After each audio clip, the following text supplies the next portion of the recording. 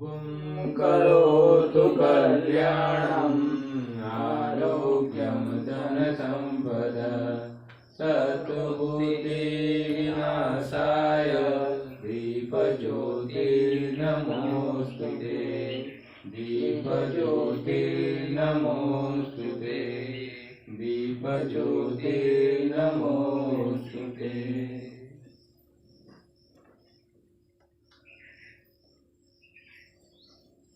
भगवान नकुलीस जी की जय हो। श्री कृष्ण कन्हैया लाल की जय हो। सनातन संस्कृति पुनरुत्थान हो। वेद उपनिषद भगवत गीता ज्ञान का प्रसार हो। योग यज्ञ देव पूजन सद्या कर्म घर घर धर्म कर्म हो। गौ माता की रक्षा हो। जरूरतमंद की सेवा हो। सभी परिवार में सुख शांति हो। जीव माता का कल्याण हो।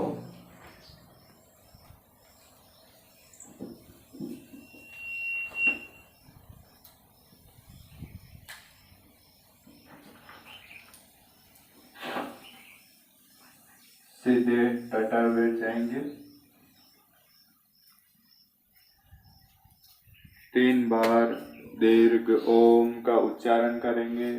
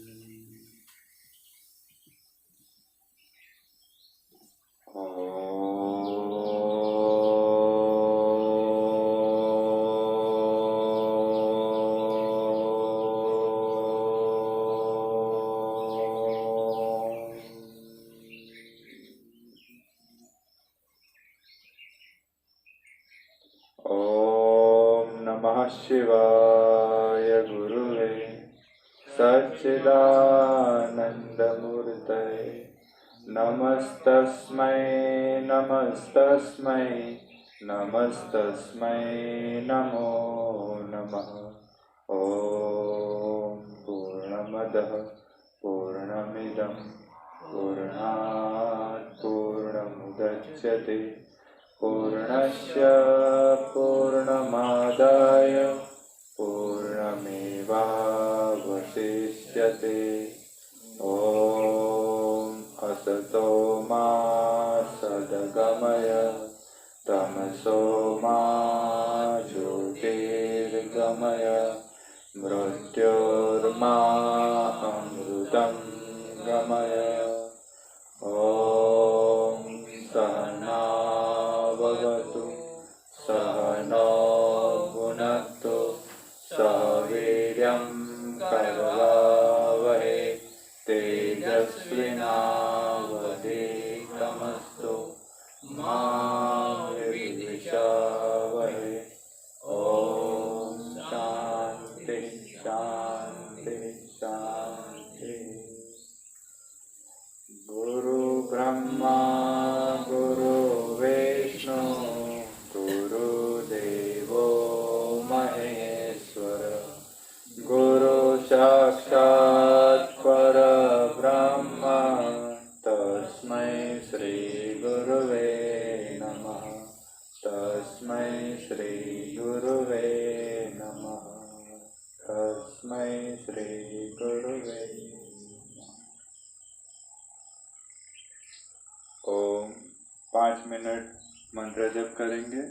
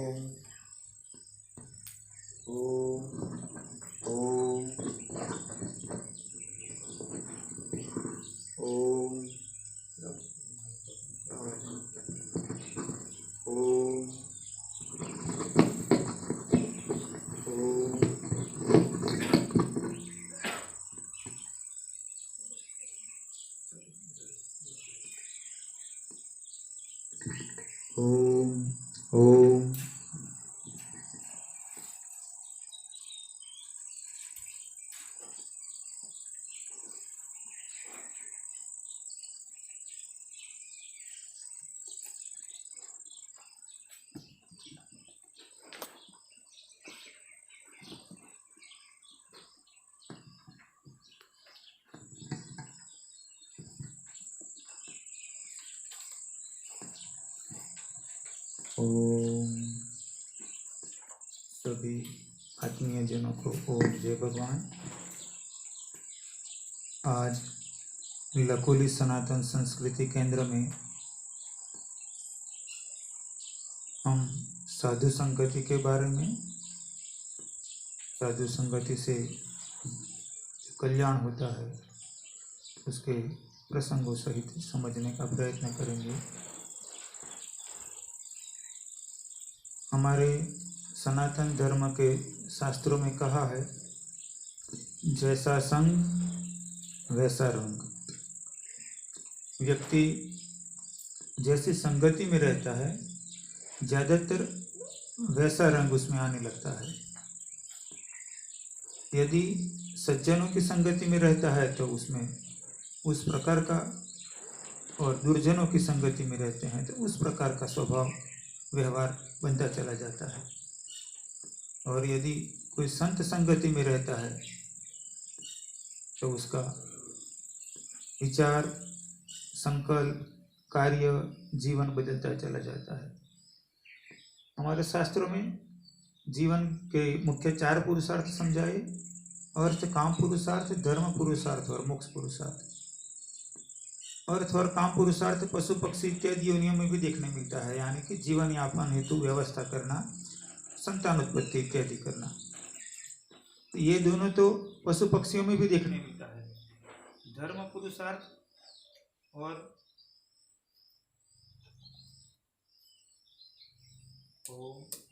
धर्म पुरुषार्थ मानवों में ही देखने मिलता है, और धर्म पुरुषार्थ मानव में ही देखने मिलता है, और इसमें भी मोक्ष पुरुषार्थ तो कोई बिरलों में ही देखने मिलता है। धर्म कर्म सुख का कारण बनते हैं और अधर्म कर्म दुख का कारण बनते हैं।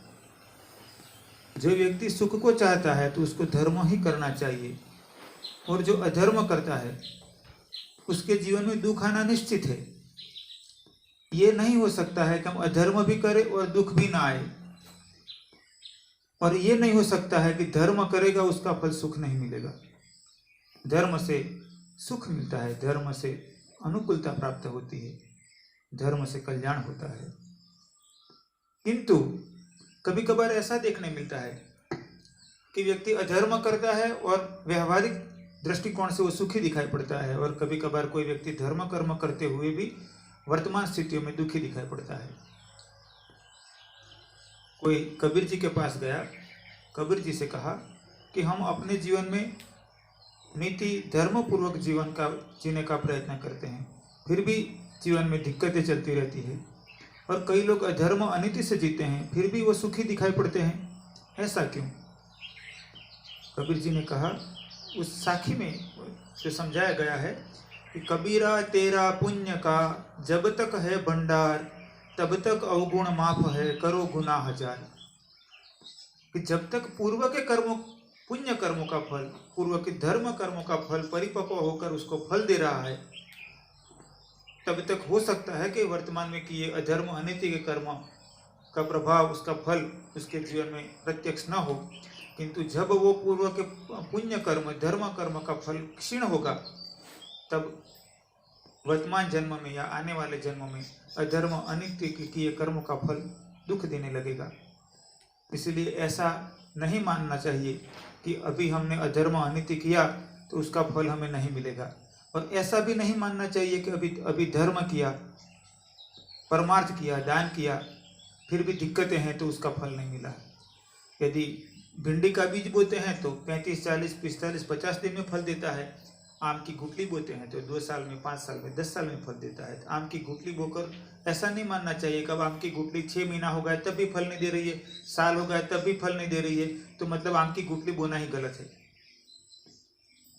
किंतु ये समझना चाहिए कि आम की गुठली का फल उसके निश्चित समय पर आता है, और भिंडी के बीज बोने पर उसके निश्चित समय पर फल आता है। ऐसे ही सत्कर्म करने पर उसके निश्चित समय पर वो परिपक्व होकर फलदायी होते हैं, और अधर्म कर्म भी इस प्रकार फलदायी होते हैं। कई बार संसार में ऐसे देखने मिलता है कि अधर्म करने वाले अपने सत्ता बल के कारण, धन बल के कारण, या तो अन्य अनेकों प्रकार की क्षमताओं के कारण अधर्म अनीति करके, अत्याचार करके, हत्याएं करके, लूटफाट करके, प्रपंच करके फिर प्रयत्न करते हैं कि उन्होंने अधर्म अनीति नहीं किया है, वह निर्दोष है। किंतु हमारे यहाँ पृथ्वीलोक में अलग अलग राज्यों में जो राज सत्ताओं में कोर्ट होती है, वो कोर्ट गवाही मांगती है। जज कहता है गवाह लाओ, और जब वो गवाह दिया जाता है तभी कोर्ट फिर वो गुनहगार है या तो निर्दोष है ऐसे कहते हैं। ईश्वरीय कोर्ट को गवाह की जरूरत नहीं है, क्योंकि खुद ही जज है, खुद ही वकील का काम है और खुद ही गवाह है, उसको दूसरे की जरूरत नहीं है। देखने वाला भी वह, निर्णय करने वाला भी वह, और फल देने वाला भी वह। जब 3 होते हैं कि एक व्यक्ति ने गुनाह किया है या नहीं किया है, एक उसकी ओर से दलील करने वाला वकील, और तीसरा निर्णय करने वाला, और कभी कभार चौथा गवाह। यहाँ तो 2 ही है, कर्म करने वाला चाहे वो अच्छा कर्म करे या बुरा कर्म, और दूसरा परमात्मा की शक्ति, उसको कोई गवाह की जरूरत नहीं है। मैंने एक भजन में लिखा है, फिर पछताएगा तू जी भर के, नशा जब उतर जाएगा, कर करनी तू सोच समझ के, यूं ही मार्ग सुकून पाएगा, करे अनिति छिपा छिप छिप के, माने फल से तू बच जाएगा, ना कुछ खुदा बिन है जग में, कैसे उसको तू छल पाएगा। उस प्रभु के बिन इस संसार में ऐसा कुछ भी नहीं है, तो फिर फल से कैसे बच पाएंगे। हमें प्रयत्न करना चाहिए कि हम अधर्म ना करें, अनीति ना करें। याद रखें, शब्द मंत्र, शब्द श्राप और शब्द आशीर्वाद, शब्द बंधन और शब्द मुक्ति का कारण। हमारे ऋषियों ने नाद ब्रह्म का भी बहुत महत्व कहा है। शब्द श्राप है, शब्द आशीर्वाद, शब्द से मंत्र है, शब्द से प्रार्थना है, शब्द से वचन है, और शब्दों से छल भी है। जीवन में बोले तो सोच समझ कर बोले, और बोलने के बाद पालन करें। हमारे सनातन धर्म में अनेक देवों के पूजन इत्यादि होते हैं। इसमें एक देव का नाम है सत्यनारायण भगवान। सत्यनारायण भगवान के महात्म्य को समझाते हुए सत्यनारायण कथा के अंदर अनेकों वृतांत कहे गए हैं। उसमें समझाया गया है कि जो भी बोला जाए सोच समझ कर बोला जाए। एक भजन में मैंने कहा है, सोच समझ के करनी करना, दुनिया से ना डरना, कभी नाव गाड़ी पर कभी गाड़ी नाव पर करना, दुनियादारी की बातों में धर्म कर्म ना भूलना, फोकट की है करनी दूजी सदैव मन में रखना। सोच समझ के बोलना चाहिए, सोच समझ के कर्म करना चाहिए। कई बार ऐसा होता है कि व्यक्ति बोल देते हैं, फिर दिक्कत होती है तो कहते हैं कि इसमें क्या होगा, मैंने कह दिया था। ऐसा नहीं होता है। शब्द बंधन है, शब्द से श्राप है, शब्द से आशीर्वाद है। शब्द ही तो मंत्र है और शब्द से प्रार्थना है, शब्द से देव कृपा उतर आती है। जब शब्द से हम मंत्र जप करते हैं, शब्द से प्रार्थना करते हैं, शब्द से भावों को व्यक्त करते हैं और उससे प्रसन्न होकर देवता हमें आशीर्वाद भी देते हैं। और शब्द के तरंग इस ब्रह्मांड में व्याप्त है, उसी तरंगों से अंतर हम सब नहीं थे, इसके अंदर ही हम सब स्थित है और उसका प्रभाव हमारे तन मन जीवन पर पड़ता है। सोच समझ कर बोलना चाहिए। सत्यनारायण की कथा में एक उदाहरण देखने मिलता है, एक घटना देखने मिलती है, एक इतिहास देखने मिलता है कि कोई व्यक्ति अपने देश से परदेश में धन कमाने के लिए गया था। जब वो धन कमाकर एक जहाज के अंदर, एक नाव के अंदर भरकर आता है, अपने गांव, अपने नगर से नजदीक समुद्र में नाव बांध दी जाती है किनारे से। तैयारियां शुरू होती है कि लोग सभी आए, जो सेवक वगैरह आए और नाव में जो धन संपत्ति भरी है उसको सुरक्षित ले जाया जाए, उसकी तैयारियां शुरू होती है। उसी वक्त वहां पर समुद्र के किनारे एक साधु आकर खड़ा रहता है और जो नाव में जो धन संपत्ति भरी है उसका जो मालिक था उससे पूछता है कि नाव में क्या है। शब्द शायद हो सकता है कि कथा के अंदर के शब्द, मेरे समझाने के शब्दों में कुछ समझाने के लिए सरल शब्द का प्रयोग किया गया हो, किंतु वो साधु पूछता है कि तेरी नाव में क्या है। नाव का जो मालिक था वो सोचता है कि मैं कहूँगा कि इसमें धन संपत्ति है, हो सकता है साधु मेरे से मांगेगा भिक्षा पर मुझे देना पड़ेगा, इससे अच्छा है कि मैं ऐसा बताऊँ नहीं कि इसमें धन संपत्ति है। तो उसने कहा कि अंदर तो बेल और पत्ते भरे हुए हैं। वह साधु ऐसा था कि जो वचन सिद्ध महात्मा था। वह साधु या तो भगवान का अवतार था, या तो भगवान का प्राकट्य था, या तो भगवान साधु के वेश में आए थे। तो उस वचन सिद्ध महात्मा ने कहा, तेरा वचन सत्य हो, तथास्तु, और वहां से साधु चला गया। वह नाव का जो मालिक था, वो धन संपत्ति का मालिक था। वो देखता है कि नाव कुछ जल के अंदर थी और कुछ हिस्सा जल के ऊपर था। इसकी जगह उसका जो जल के अंदर हिस्सा था वो भी धीरे धीरे ऊपर आ गया, नाव हल्की हो गई। अंदर जाकर देखते हैं तो धन संपत्ति की जगह बेल और पत्ते भरे थे। वो परेशान हो जाता है, दुखी हो जाता है, ऐसे कैसे हो गया। हो सकता है वर्तमान काल में जो भौतिक विद्याएं पढ़े लिखे हो वो लोग ऐसा भी सोचे कि ऐसे कैसे हो सकता है, नाव में धन संपत्ति के बेल पत्ते कैसे हो सकते हैं, ये कहानियां मात्र है। नहीं, इलेक्ट्रोमैग्नेटिक साइंस और बायोकेमिकल साइंस, इसके बारे में आप अध्ययन करोगे तो वर्तमान का विज्ञान इतना तो समझ सकता है कि बर्फ का जल हो सकता है, जल की भाप हो सकती है। एक तत्व का उसी तत्व से जुड़ा हुआ रूपांतर हो सकता है, किंतु एक तत्व का दूसरे तत्व में रूपांतर होना ये वर्तमान काल की भौतिक शिक्षा में बहुत कम देखने मिलता है, या तो नहीं देखने मिलता है। अध्यात्म विज्ञान कहता है कि ओम पूर्णमदः पूर्णमिदं पूर्णात् पूर्णमुदच्यते। वह पूर्ण है, सर्वत्र पूर्ण में से पूर्ण निकाला जाए तो पूर्ण रहता है, और उसमें प्रत्येक परमाणु के अंदर उसका पूर्ण अस्तित्व है। इसीलिए किसी को भी किसी में भी रूपांतरित किया जा सकता है। किंतु वर्तमान काल में हम भौतिक विज्ञान की दृष्टि से देखने के लिए प्रयत्न करते हैं ज्यादातर, तो अध्यात्म विज्ञान की गहराइयों को समझना मुश्किल या तो नामुमकिन जैसा है। किंतु हम अपनी दृष्टि को बदले और भौतिक विज्ञान की सीमाओं को छोड़कर अध्यात्म विज्ञान के समुद्र में प्रवेश करें तो पता चलता है कि ओम पूर्णमदः पूर्णमिदं, यानी प्रत्येक परमाणु के अंदर वो पूर्ण रूप में विद्यमान है और किसी भी रूप में उसका रूपांतर संभव है। बस उस साधु का तथास्तु कहने मात्र से, या तो सत्य हो कहने मात्र से, वो नाव में जो बेल पत्ते भरे थे, अरे धन भरा था, वो बेल पत्ते में रूपांतरित हो गया।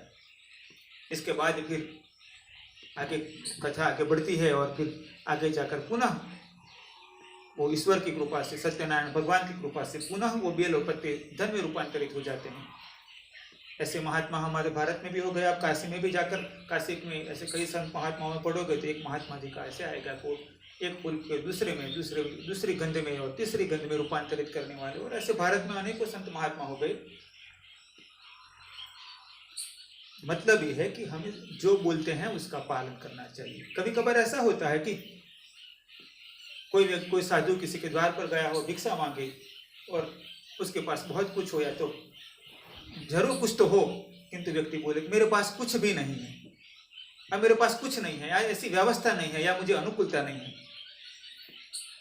ऐसा मत करो, झूठ क्यों बोलो? हमें झूठ नहीं बोलना चाहिए। यदि है तो है, नहीं है तो नहीं है, देना है तो देना है, नहीं देना है तो नहीं देना है, किंतु झूठ नहीं बोलना है। हम प्रयत्न करें कि हम अपने जीवन में सत्य को धारण करें।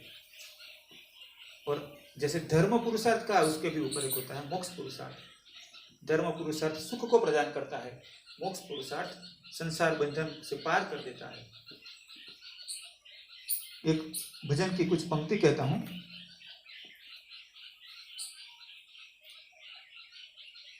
उससे पहले मैंने एक साखी लिखी है। क्या पता बीच राह से कब मौत उठा ले जाएगी, क्या पता बीच राह से कब मौत उठा ले जाएगी। नया जीवन नए रिश्ते फिर से माया फंसाएगी। प्रीतम साधु संगति कर ले, तेरा साथ सदा निभाएगी। क्या पता बीच राह से कब मौत उठा ले जाएगी। नया जीवन नए रिश्ते फिर से माया फंसाएगी। प्रीतम साधु संगति कर ले, तेरा साथ सदा निभाएगी।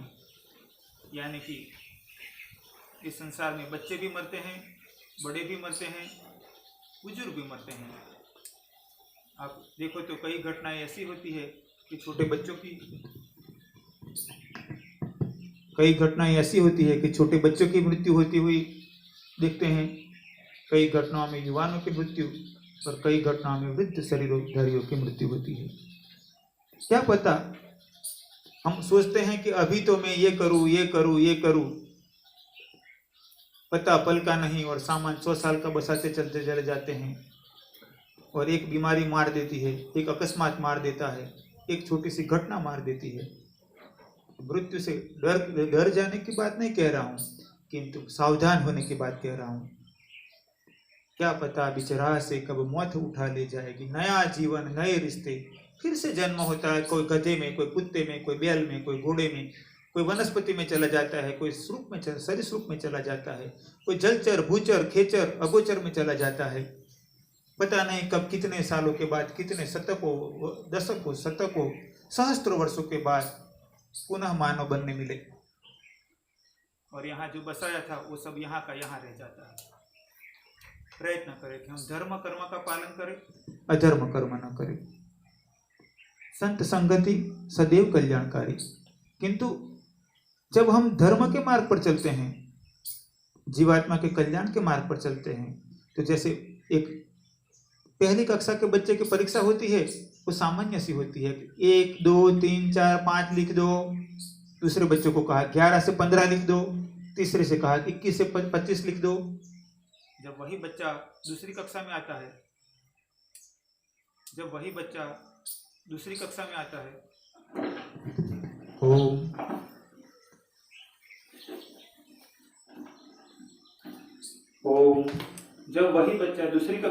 है तो 25 से 30 जोड़ो, 50 से 70 जोड़ो, 80 में से 30 निकालो, ये सब आता है। वही बच्चा आगे बढ़ता है तो इससे भी बढ़कर परीक्षाएं होती है। और ऐसे करते करते 5वीं, 6वीं, 10वीं कक्षा में बोर्ड आता है, 12वीं कक्षा में बोर्ड आता है। और फिर जो विज्ञान, जो उसको 3री, 4थी, 5वीं में विज्ञान की एक छोटी सी किताब आती थी, इसकी जगह आती है फिजिक्स, केमिस्ट्री, बायोलॉजी। फिर आगे बढ़ता है तो फिर केमिस्ट्री में भी डिपार्टमेंट, ऑर्गेनिक, इनऑर्गेनिक, फिजिक्स में, बायोलॉजी में और डिपार्टमेंट बढ़ते चले जाते हैं। तो इस प्रकार अध्यात्म पथ पर भी जैसे जैसे साधक आगे बढ़ता है तो उसकी परीक्षाएं भी बढ़ती है, उसकी पात्रता की जांच होती है। जो साधक सुपात्र होता है वो और आगे की कठिन परीक्षाओं को पार करता है, अपने शरीर को जीतता है, अपने मन को जीतता है, अपने दुर्गुणों को हटाता है, अपनी अकड़ पकड़ को, अहंकार को, अभिमान को छोड़ता है, सरल बनता है, सेवाभावी बनता है, धर्मपरायण बनता है और कल्याणकारी जीवन जीता है। और जो अपने में यदि कमियां होती है तो हर कमी हमें फिर रोक देती है। फिर कई दशक शतक साल बीत जाते हैं, कभी कभार जन्म बीत जाते हैं, एक एक दुर्गुण को छोड़ने में, एक एक कमी को छोड़ने में हो सकता है 2 जन्म, 5 जन्म, 10 जन्म बीत जाए। अगर इसमें से मुड़ गए तो सहस्त्र साल बीत जाते हैं। मानव का शरीर मिला है, हम प्रयत्न करें कि क्यों 10 जन्म के बाद भी छोड़ना है, 50 जन्म के बाद भी दुर्गुणों को छोड़ना है, अभी क्यों न छोड़े। हमारी अकड़ पकड़ अहंकार को बाद में भी तो त्याग करना पड़ेगा, विकल्प दूसरा है ही नहीं। हमें मोक्ष के मार्ग पर चलने के लिए, आत्मा को कल्याणकारी पथ पर हमें ले जाने के लिए, मतलब हमारे जीवात्मा को आत्मस्वरूप में स्थित करने के लिए समस्त दुर्गुणों को त्यागना होगा, अकड़ पकड़ को छोड़ना होगा, अहंकार को छोड़ना होगा, सरल बनना होगा। तो जितना हम वर्तमान में इसको धारण करेंगे इतनी हमारी यात्रा छोटी होती चली जाएगी, और जितनी देर करेंगे इतनी यात्रा लंबी हो जाएगी। और लंबी यात्रा को होना यानी ज्यादा इस संसार में घूमना, और इस संसार तो मरघट है, इसमें तो सुख भी महादुख है, दुख तो दुख है और सुख महादुख है। इसीलिए हमारे शास्त्रों ने कहा कि संत संगति कल्याणकारी, साधो संत संगति कल्याणकारी। एक भजन में मैंने लिखा है, इसमें कहा है, वालिया को मिले मुनि नारद जी राम, मुनि नारद जी राम, हो गया वालिया मुनि वाल्मीकि महान। वालिया डाकू था, लूटपाट करता था, उसको नारद मुनि मिल गए। नारद मुनि को उसने लूटने के लिए प्रयत्न किया। नारद मुनि भी जानबूझकर बन गए उससे। वो तो महान देवर्षि थे जिसको इस संसार में मानव, पशु पक्षी, वनस्पति, देव भी नहीं बांध सकते थे, उनकी अबाध गति को नहीं रोक सकते थे, ऐसे देवर्षि। किंतु वो करुणा करके, अनुग्रह करके वो बालिया से बंध गई। वो बालिया का कल्याण करने के लिए ही आए थे। वो बालिया ने उनको लूट लेने का प्रयत्न किया तो उन्होंने पूछा कि तू ये लूटपाट क्यों करता है, अधर्म क्यों करता है तू? तक मैं मेरे परिवार के लिए अधर्म करता हूँ। नारद मुनि ने पूछा, क्या तेरे इस अधर्म कर्म के फल में तेरा परिवार भागीदार होगा? तो उसने, उस डाकू बालिया ने कहा कि हाँ जरूर होगा, क्योंकि ये सबके लिए है, मेरे परिवार के सभी के लिए है, तो मैं यहाँ से नहीं जाऊंगा। तो उनको पूछ करा। बालिया ने नारद मुनि को एक पेड़ के साथ बांध दिया। पुनः कहता हूँ, नारद मुनि को कौन बांध सकता है? इस संसार में ना उनको देव बांध सकते हैं, न मानव न दानव बांध सकते हैं, किंतु वो अनुग्रह करके उससे बंध गए। और बालिया गया अपने परिवार से जाकर पूछता है कि मैं परिवार के लिए, धन कमाने के लिए लूटपाट करता हूँ, हत्याएं करता हूँ, इसके जो दंड मिलेगा मुझे, इसमें आप सब भागीदार हो? परिवार ने कहा, हमारी सबकी व्यवस्था करना आपका दायित्व है, किंतु इसके लिए आप अधर्म, अनीति करो, हत्या, लूटपाट करो तो उसके फल में हम लोग भागीदार नहीं हैं। वो बड़ा दुखी हो गया। इतने सारे जो मैंने हत्याएं की, लूटपाट की, उसका फल मुझे भुगतना होगा अकेले को। वो जाकर नारद मुनि को प्रार्थना करने लगा, मुझे बचाओ। और नारद मुनि ने उसको मंत्र दीक्षा दी। उसको कहा कि तू राम राम का जप कर। जिसने जिंदगी में कहा था मारो मारो, काटो काटो, तो वो राम नाम भी उसको दिल से जपने के लिए इतना भाव नहीं जग रहा था, सरलता से वो बोल नहीं पा रहा था। नारद मुनि ने कहा तू मरा मरा कहना, और मरा मरा राम राम राम राम राम बोलते बोलते बोलते बोलते बोलते मंत्र जप मम दृढ़ विश्वासा पंचम भक्ति वेद प्रकाशा। नारद मुनि के वचन पर उसको विश्वास हो गया और उसको जपते जपते बालिया में से वाल्मीकि मुनि बन गए, जिसने राम के जन्म से पहले रामायण लिख दी थी कि राम आएंगे और ऐसी ऐसी घटनाएं घटेगी। यानी संत संगति बड़ी प्यारी रे साधो, संत संगति बड़ी प्यारी, इस जगत में है वो कल्याणकारी। हमें प्रयत्न करना चाहिए कि अपने जीवन में सज्जनों का संग करे, और सज्जनों के संग में भी यदि संत संगति मिले तो बहुत श्रेष्ठ है। किंतु याद रखें, श्रेष्ठताओं को पाना, श्रेष्ठताओं के मार्ग पर चलना इतना ही कठिन होता है जितनी श्रेष्ठता ऊंचाई वाली होती है। ये नहीं हो सकता है कि एक 5वीं कक्षा का बच्चा चाहे कि मैं कॉलेज में जाऊं और 5वीं कक्षा में जैसे रहता हूं वैसे मुझे कॉलेज में भी रहने मिले। 5वीं कक्षा में मैं क्लास में से बाहर मन जब मौज आती है निकल जाऊँ, जब मौज आए तब चला जाऊँ, ऐसे मुझे कॉलेज में भी चला ले, ऐसा नहीं होता है। या तो 12वीं कक्षा में चला ले, तो ऐसा नहीं होता है। 5वीं कक्षा में अविवेक नहीं कहता है, उसको बालकपन कहा जाता है, और वही यदि 12वीं कक्षा में करे तो उसको अविवेक कहते हैं और उसका दंड दिया जाता है। बाल मंदिर का बच्चा था, अपने चालू क्लास में नाश्ता निकाल कर खाने लगा, टीचर ने उसको डांटा नहीं, उसके सर पे हाथ घुमाया, बेटा भूख लगी है, कोई बात नहीं, खाना खा लो। और वही यदि 12वीं कक्षा का बच्चा करेगा तो टीचर उसको पनिशमेंट करेंगे। यानी कि हमें अपनी पात्रता को श्रेष्ठता के अनुकूल तैयार करना होगा, यदि हमें श्रेष्ठता की ओर चलना है तो। किंतु कभी कभार ऐसा होता है, हम चाहते हैं हम श्रेष्ठ भी बने और हमारी अकड़ पकड़ अवगुण इसको साथ लेकर भी चले। ऐसा ना हो, हम सब प्रयत्न करें कि अपने जीवन में कल्याणकारी पथ पर आगे बढ़ने के लिए सज्जनों की संगति करें, दुर्जनों की संगति त्यागे, सत्शास्त्रों की संगति करें, और हमें जो अधर्म अनीति के मार्ग पर प्रेरित करे, ऐसे चाहे साहित्य कोई भी प्रकार का हो उसका त्याग करें। यदि संत संगति में रहे तो श्रेष्ठ है, और संत संगति में रहकर अपने सोच अपने विचारों को ही लेकर चले, ऐसा भी ना हो। एक बार एक मिस्र की गुड़ाव में रहने वाली चींटी ने दूसरी एक गंदगी में रहने वाली चींटी को आमंत्रित किया कि आप हमारे यहाँ तो मिस्र का गुड़ाउन भरा पड़ा है। तो वहां से वो चींटी आई, थोड़ी देर रुकी पर फिर बाहर निकली।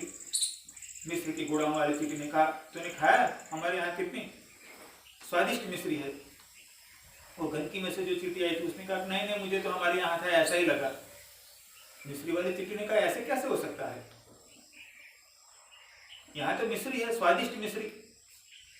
फिर उसने देखा जो गंदगी में से आई थी चींटी, उसके पास जाकर वो मिश्री के गोडाउन में रहने वाली चींटी ने चेक किया तो गंदगी वाली गोडाउन से जो चींटी आई थी वो अपने साथ थोड़ी गंदगी लेकर ही आई थी, तो अपने साथ अपनी गंदगी लेकर ही चलती थी, तो ऐसे ही उसको खुशबू आती थी, ऐसी गंध आती थी। तो फिर वो मिश्री वाली चींटी समझ गई कि उसको ऐसा क्यों नहीं लगा, कि यहाँ पर आकर उसको अच्छा लगना चाहिए था, स्वादिष्ट मिश्री लगनी चाहिए थी।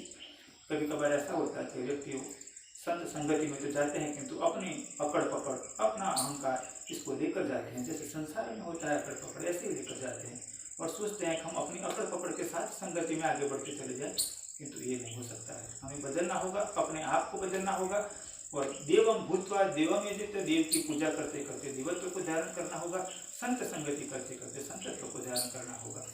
हम सब प्रयत्न करें कि हम अपने जीवन में अपनी जीवात्मा को बंधन से मुक्ति करने के लिए मोक्ष के मार्ग पर या धर्म के मार्ग पर आगे बढ़े, अधर्म अनीति का त्याग करे, सरल बने, सेवाभावी बने। अंत में भगवान लकुलिश जी के शिव संकल्प विश्व में सनातन संस्कृति पुनरुत्थान हेतु हमने भारत में और विदेशों में लकुलिश सनातन संस्कृति केंद्रों की स्थापना की। मैंने तय किया था कि 1 वर्ष में 1000 केंद्रों की स्थापना करेंगे, और किंतु मेरे शिष्यों ने इतना पुरुषार्थ किया कि 1077 केंद्र 1 वर्ष में स्थापित किए, और उनकी स्थापना भी जम्मू से शुरू करके पांडिचेरी तक और गुजरात से शुरू करके आसाम तक और विदेशों में भी। इसके बाद जब कोरोना संक्रमण का काल आया तो लॉकडाउन की वजह से हमने सभी को आग्रह नहीं किया कि आप केंद्र का संचालन सुचारू रूप से चलाओ, क्योंकि लोगों का इकट्ठा होना वो संक्रमण काल में योग्य नहीं था। हमने निर्णय किया कि तब हम ऑनलाइन केंद्र की शुरुआत करें। पिछली बार हमने आयोजन किया था पिछले रविवार से, और उसको अब आगे बढ़ाते हुए प्रयत्न कर रहे हैं। पिछली बार ऑनलाइन किया था किंतु कुछ नेटवर्क की वजह से ठीक परिणाम नहीं मिला। इस बार से ऐसा आयोजन किया कि रिकॉर्डिंग करके फिर अपलोड करेंगे। आप सब प्रयत्न करना कि अपने अपने घर परिवार में धर्म संस्कृति के संस्कारों को धारण किए रहो, अपने बच्चों परिवारों में प्रेरित करते रहो, और ये निश्चित रूप से समझ लो कि 12 साल की उम्र के बाद हम जो भी वाणी से, वर्तन से, व्यवहार से, प्रत्यक्ष रूप से, परोक्ष रूप से जितने भी कर्म करते हैं उन सब कर्मों का फल हमें भुगतना ही पड़ता है। 12 साल की उम्र से पहले जो कर्म करते हैं उसका स्वप्न में या सौम्य अवस्था में फल मिलता है। यदि 12 साल से पहले भी यदि कर्म किया गया और वो गलत कर्म हो तो भी स्वप्न में या सौम्य अवस्था में तो फल मिलता है। किंतु पंचांग के अनुसार, तिथि के अनुसार जिस क्षण हमारे 12 साल पूरे हो जाते हैं, इसके बाद किए हुए प्रत्येक कर्म का फल हमें भुगतना ही पड़ता है। इसलिए सोच समझ कर बोले, सोच समझ कर कर्म करे और ज्यादा से ज्यादा धर्म कर्म करे। यदि जिसको ऐसा हो कि स्वामी जी मैं भी चाहता हूँ कि मैं भी इस संसार बंधन से बाहर निकलकर मोक्ष मार्ग पर आगे चलूं,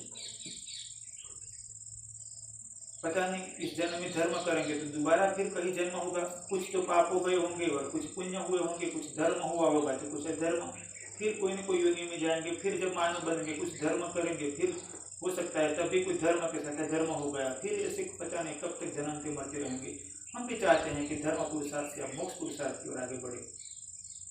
यदि ऐसी इच्छा हो तो प्रयत्न करना चाहिए, हम साधु बन के साधना करें, आत्म कल्याण, जीवात्मा के कल्याण के लिए प्रयत्न करें। आप सबको धर्म मार्ग पर चलने के लिए, मोक्ष मार्ग पर चलने के लिए प्रयत्न करना चाहिए। अंत में ईश्वर से प्रार्थना करता हूँ हम सबको ऐसी क्षमता प्रदान करें कि धर्म संस्कृति का कार्य करते रहे, अपने जीवन में धारण करते रहे। अब आगे हम भजन का लाभ लेंगे, धुन करेंगे और सनातन संस्कृति के अंदर को आगे बढ़ाएंगे। ओम जय भगवान।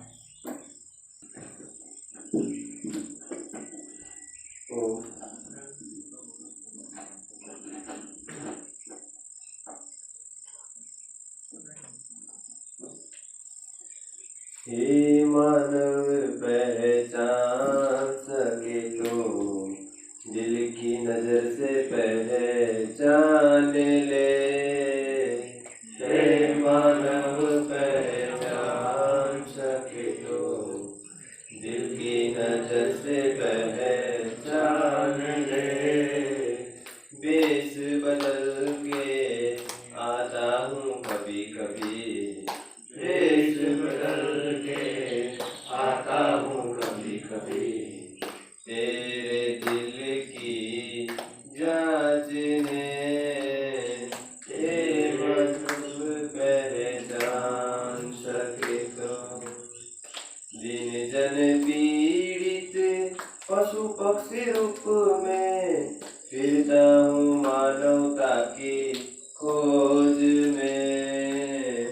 दिन जन पीड़ित पशु पक्षी रूप में फिरता हूँ मानवता की खोज में। कठोर शुष्क दिलों को देख के, कठोर शुष्क दिलों को देख के, वैसा ही रिश्ता उनके प्रारब्ध में। हे मानव पहचान सके तो दिल की नजर से पहचान ले। भिक्षुक वेश में घूम के दर दर करो याचना धर्म नाम पे। भिक्षुक वेश में घूम के दर दर करो याचना धर्म नाम पे। व्यवस्था नहीं कुछ आगे जाओ कह के, व्यवस्था नहीं कुछ आगे जाओ कह।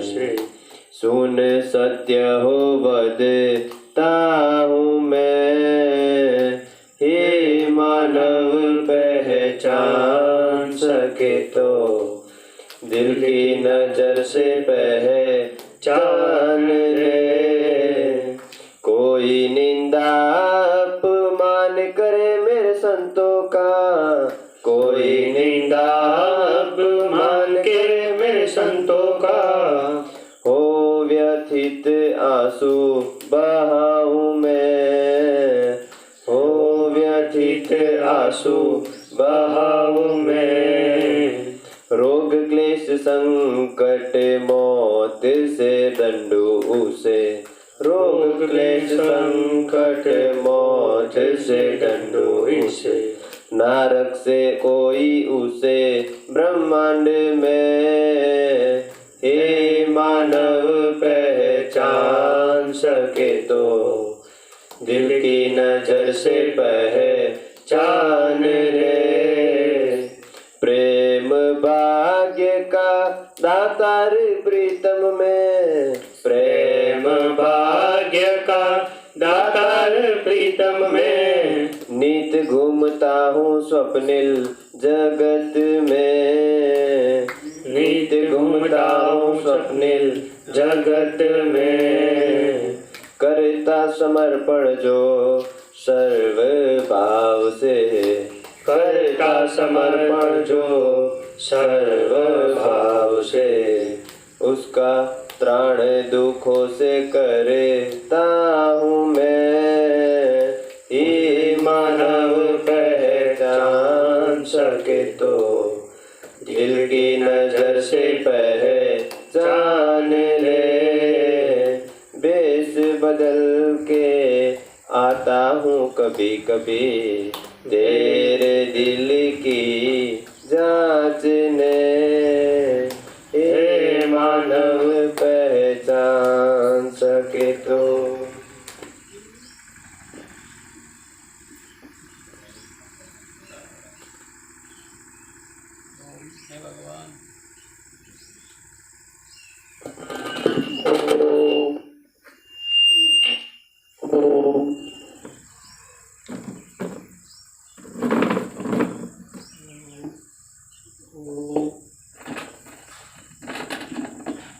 ओम ओम गुरुजना नामने हो मारा छे डोकमा, गुरुजना नामने हो मारा छे डोकमा, नारायण नामने हो मारा छे डोकमा, नारायण नामनी हो मारा छे डोकमा, झूठું બોલાય નહીં ખોટું લેવાય નહીં, झूठું બોલાય નહીં ખોટું લેવાય નહીં, અવળું ચાલાય નહીં હો માળા છે ડોકમાં, અવળું ચાલાય નહીં હો માળા છે ડોકમાં, ક્રોધ કદી થાય નહીં રે પરને નિંદાય નહીં રે,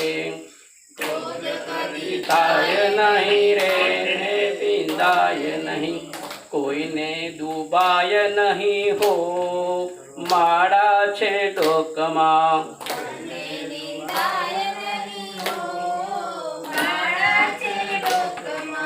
કોઈને ડૂબવાય નહીં હો માળા છે ડોકમાં, કોઈને ડૂબાય નહીં હો માળા છે ડોકમાં, પરને પીડાય નહીં ઉપદ ધરાય નહીં રે છે ડોકમાં, પડને પીડાય નહીં ઉપદ ધરાય નહીં, પાપને પોસાય નહીં હો માળા છે ડોકમાં, પાપને પોસાય નહીં હો માળા છે ડોકમાં, સુખમાં છલકાય નહીં દુઃખમાં દુઃખમાં રડાય નહીં, સુખમાં છકાય નહીં દુઃખમાં રડાય નહીં, ભક્તિ બોલાય નહીં હો માળા છે ડોકમાં, ભક્તિ ભૂલાય નહીં હો માળા છે ડોકમાં, ધન સંગરાય નહીં ખવાય નહીં, ધન સંગ્રાય નહીં કલું ખવાય નહીં, વેદ રખાય નહીં હો માળા છે ડોકમાં, વેદ રખાય નહીં હો માળા છે ડોકમાં, બોલ્યું બદલાય નહીં ટેકને તજાય નહીં, નહીં બોલ્યું બદલાય નહીં ટેકને દબાય નહીં, કંઠી લજવા માળા છે ડોકમાં કંઠી લજવાય નહીં હો માળા છે ડોકમાં હરિહન નાંદ કહે રે સત્ય ચુકાય નહીં હરિયાનંદ કહે જુત ચૂકાય નહીં નારાયણ વિસરાય નહીં હો માળા છે ડોકમાં નારાયણ વિસરાય નહીં હો માળા છે ડોકમાં ગુરુજીના નામની હો માળા છે ડોકમાં ગુરુજીના નામની હો માળા છે ડોકમાં નારાયણ નામની હો માળા છે ડોકમાં નારાયણ નામની હો માળા છે ડોકમાં લકુલેશ ભગવાન કી જય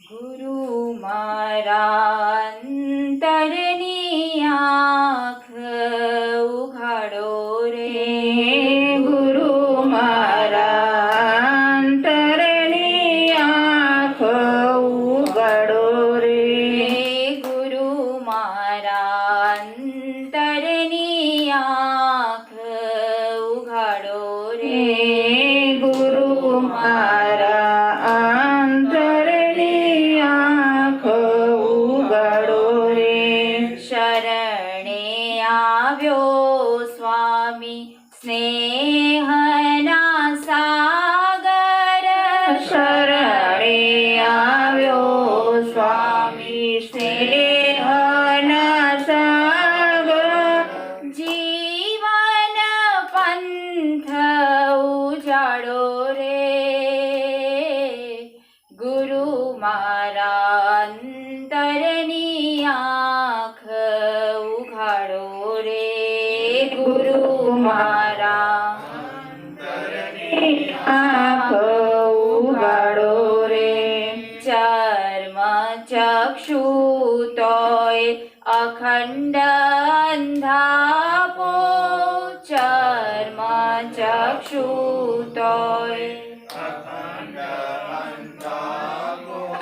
પ્રભુનો પંથ જાણ્યો પ્રભુનો પંથ જાણ્યો પડે પડે હું ગદ ગદ કંઠે પડે પડે હું ગદ ગદ કંઠે પ્રેમથી કરતો પોકારો રે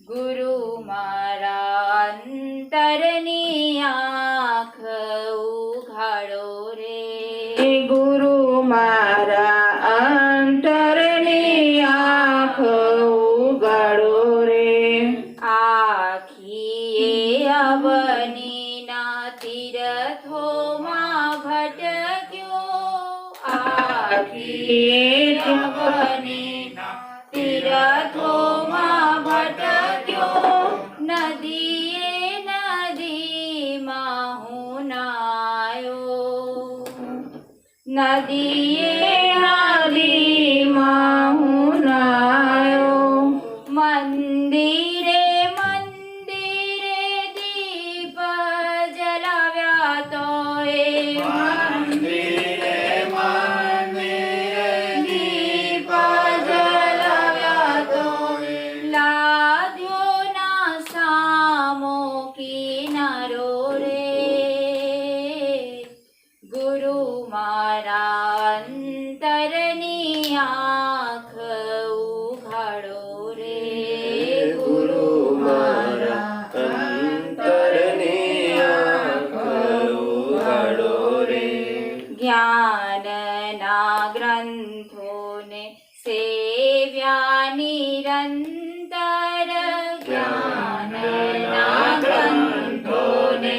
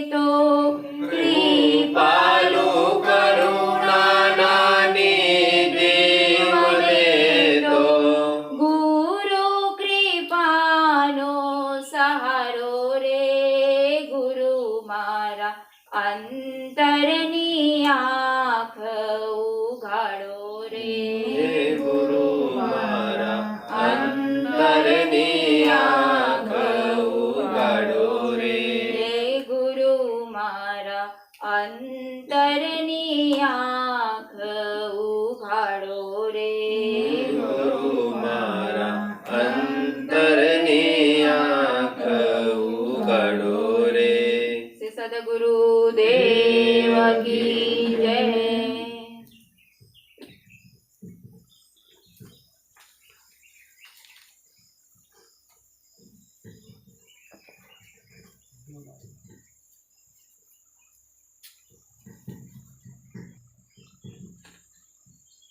ओम ओम गान करो नेकी का काम करो. ઓમ ઓમ ગાન કરો નેકી કા કામ કરો. ओम ओम गान करो नेकी का काम करो. ઓમ ઓમ ગાન કરો નેકી કા કામ કરો. सबका मंगल हो कामना भगवान से करो. सबका मंगल हो कामना भगवान से करो. सबका मंगल हो कामना भगवान से करो. सबका मंगल हो कामना भगवान से करो. ओम ओम गान करो नेकी का काम करो. ओम ओम गान करो नेकी का काम करो. मुनि प्रीतम कहे कामनाओं का त्याग करो. मुनि प्रीतम कहे कामनाओं का त्याग करो. मुनि प्रीतम कहे कामनाओं का त्याग करो. मुनि प्रीतम कहे कामनाओं का त्याग करो. सब में भगवान देखो खुद का कल्याण करो. सब में भगवान देखो खुद का कल्याण करो. सब में भगवान देखो खुद का कल्याण करो. सब में भगवान देखो खुद का कल्याण करो. ओम ओम गान करो नेकी का काम करो. ओम ओम गान करो नेकी का काम करो. ओम ओम गान करो नेकी का काम करो.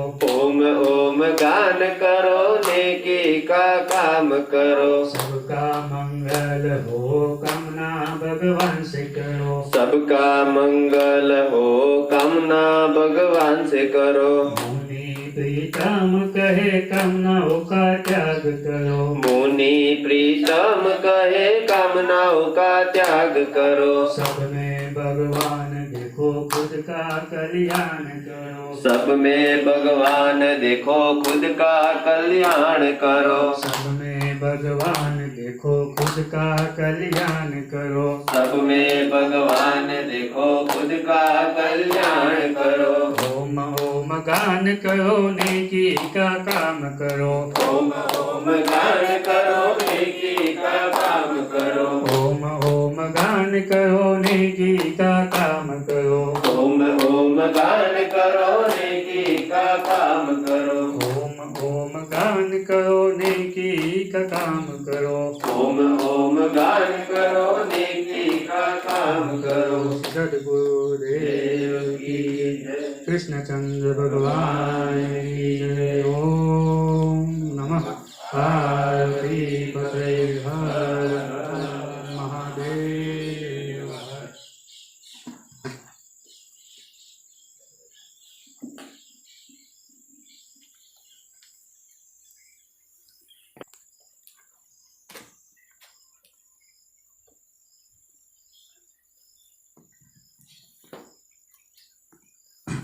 ओम जय भगवान.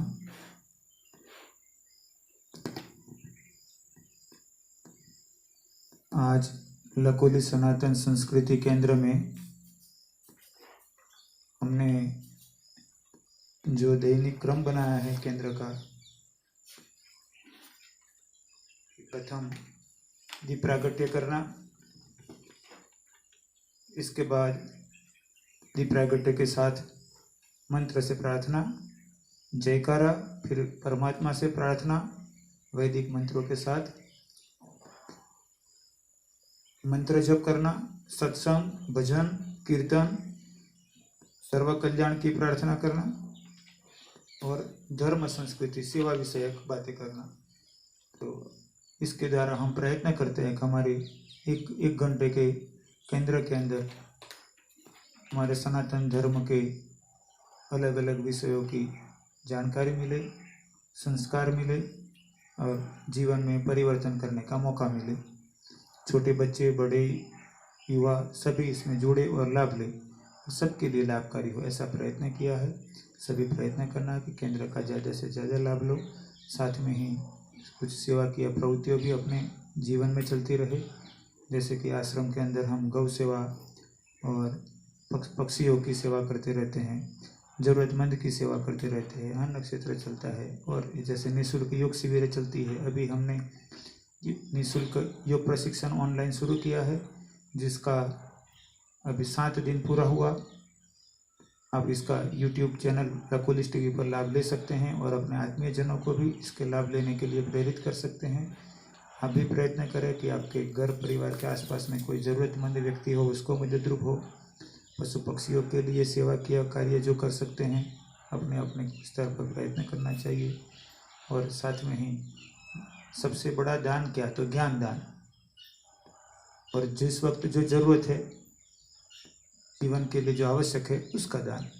जैसे कि बीमार को दवाई की ज़रूरत है, भूखे को भोजन की ज़रूरत है, ठंड में कांपते हुए को गर्म वस्त्र की ज़रूरत है, और जो अंधकार है वहाँ पर प्रकाश की ज़रूरत है, और अज्ञान में ज्ञान का दान श्रेष्ठ है। हमें प्रयत्न करना चाहिए कि हम अपने जीवन में सेवा, अपने स्व के जीवन के संचालन के साथ साथ दूसरों के जीवन संचालन में भी सहयोगी बने। अंत में ईश्वर से सर्व कल्याण के लिए प्रार्थना करेंगे।